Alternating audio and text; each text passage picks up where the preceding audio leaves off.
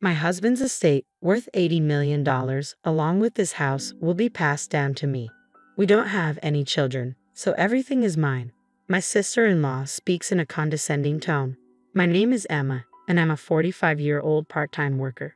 My husband and I have two sons, a senior and a sophomore in high school. Our eldest son is taking the college entrance exam this year. He aspires to be a lawyer and has been studying diligently, a dream he's had since he was a small child, likely influenced by my older brother, Oliver. Oliver, a lawyer, established his own law firm a few years ago. My eldest son, having grown up admiring my brother, has always excelled in his studies. When Oliver heard about my son's ambition, he was thrilled and encouraged him. My son often tells him, "I will be a lawyer like you, uncle." Oliver, chuckling, would reply, "Hurry up and become a lawyer and follow in my footsteps."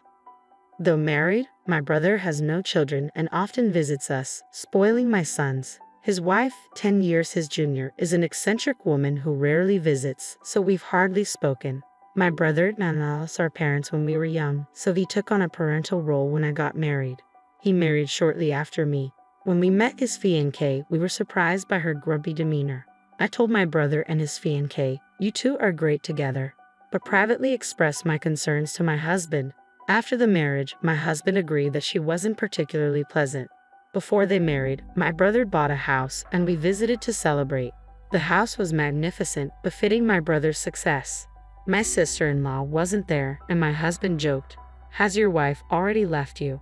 My brother's stern expression made us nervous. He explained that she often returned to her parents' house and was there for her mother's birthday. Suddenly, my brother asked seriously, "If I ever can't have children, can I adopt one of yours?" I thought he was joking, but he was serious. I couldn't respond, but my husband laughed it off, saying, "Let's discuss it when the time comes. If you're okay with our children, you can adopt whichever you want." My husband dismissed it lightly, but I was concerned about their marriage and the adoption. Whenever we visited my brother or he came to our house, his wife was never present. He never mentioned her, and I avoided asking. They had been married for over 10 years, and I had almost forgotten about her. This year, my eldest son was accepted into his dream law school. My brother brought up adoption again during the celebration. "Like I said before, would you allow me to adopt one of your kids?" he asked. He and his wife couldn't have children, so he seemed serious this time. My husband replied lightly, "Would you prefer our eldest son since he wants to be a lawyer?" He said it simply, but I was cautious. It was a major life decision for our sons, even if they would be with their uncle. I worried about my sister-in-law mistreating my son, who wouldn't be her biological child. I asked my brother, "Is your wife in favor of adopting?" He replied with a sour smile, "Don't worry about her. We've already discussed it." I was relieved they had talked about it, but I couldn't decide right away. I wanted to discuss it with my two sons first. They were in high school, so I felt they should make their own decisions. We didn't talk further that day, but a few days later, I got a call from my brother's law office. They said he had collapsed. I rushed to the hospital and found his colleagues waiting anxiously. My brother had a stroke at work and was unconscious. They couldn't reach my sister-in-law. I called her landline, but she didn't answer, and I didn't have her cell number. My husband and second son arrived later, and we eventually found a smartphone among my brother's belongings.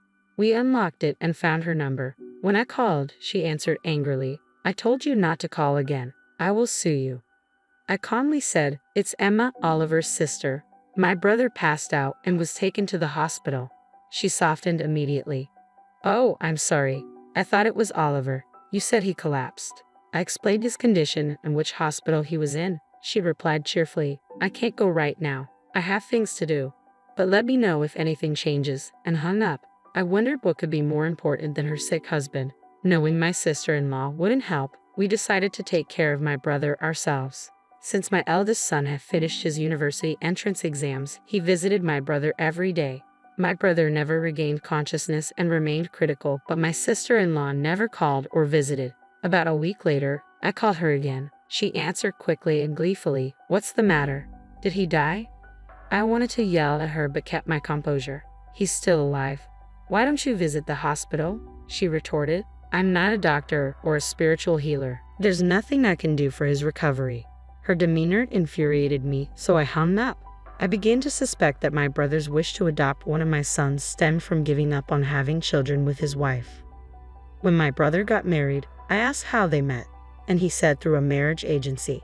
I wondered if she married him for his status as a lawyer and a good life. This thought enraged me more, but my husband said something crueler. If Oliver dies, his wife will inherit everything since they have no children. Maybe he wanted to adopt because he was thinking about his inheritance. I wished I had decided sooner, but it was too late. After my brother's visit, I casually mentioned adoption to my sons. My second son said he would be happy to be adopted. Unlike my eldest, he had no clear goals and thought life with Oliver would be easy. I expected my eldest, who admired his uncle, to want to be adopted too, but he surprised me. I don't want to be adopted because I want to take care of you, Mom and Dad.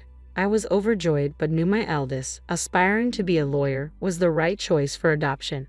I couldn't complete the adoption process on behalf of my unconscious brother. I didn't want his inheritance but didn't want his wife to get anything either. My brother never recovered and passed away a few days later. I had to contact my sister-in-law. My brother recently passed away. Can we arrange the funeral? She responded cheerfully. Everything is up to you. Please don't appoint me as a pallbearer. I don't want to deal with any formalities, and hung up quickly. My husband and I planned the funeral, helped by my brother's law firm staff. Though my brother was the firm's representative lawyer, he had delegated management to a trusted colleague, so the firm would continue operating smoothly. Many people attended the funeral, and there were so many wreaths they couldn't all fit in the hall. I realized how wonderful my brother was once again. My sons helped with the funeral, but my second son, seeing the prominent attendees, was frustrated. I knew I should have been adopted. I had no idea how amazing he was. My husband and I understood his sorrow. I served as a pallbearer, but no one asked about my sister-in-law. My sister-in-law wasn't there, and no one mentioned her absence. I wondered if we were the only ones who knew my brother had married. My brother and his wife didn't have a wedding, only a honeymoon, so even our relatives might have missed it. Seeing what was happening now, I almost wished they had never married. Who needs a wife who doesn't attend her husband's funeral? I regretted not allowing my brother to adopt my second son sooner, fearing she would take all his estate. With the help of the law firm staff, my brother's funeral was completed. I invited everyone to my brother's house for a meal to thank them. My brother will be able to rest in peace because of all of you, I said. We were all very sad when my sister-in-law appeared in a flashy pink coat. She addressed us as if she had planned to arrive just as the funeral ended.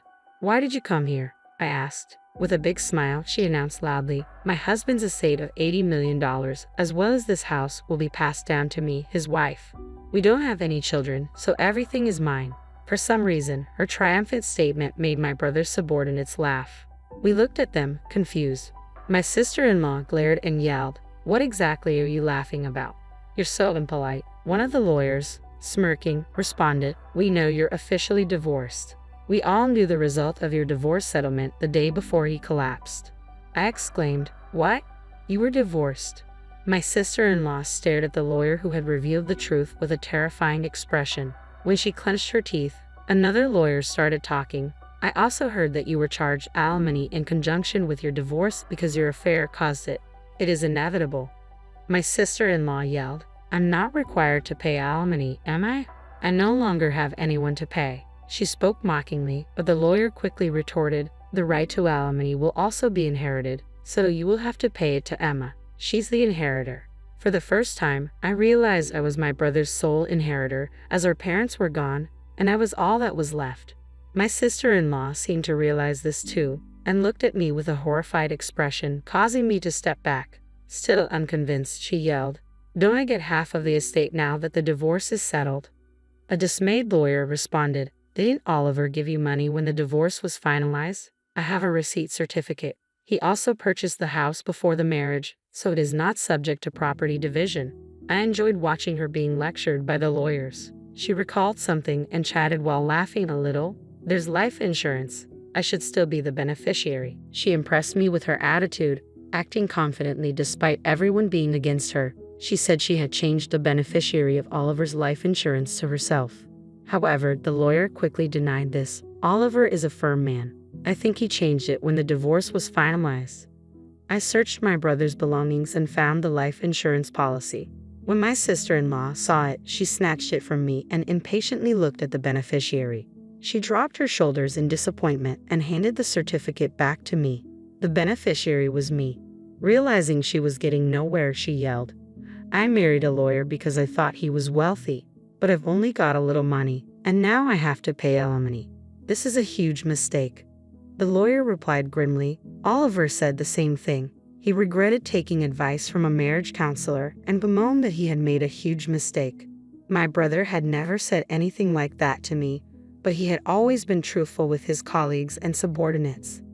Unable to refute anything, my sister-in-law stormed out of my brother's house. She would have to pay alimony in installments, but she didn't have a job.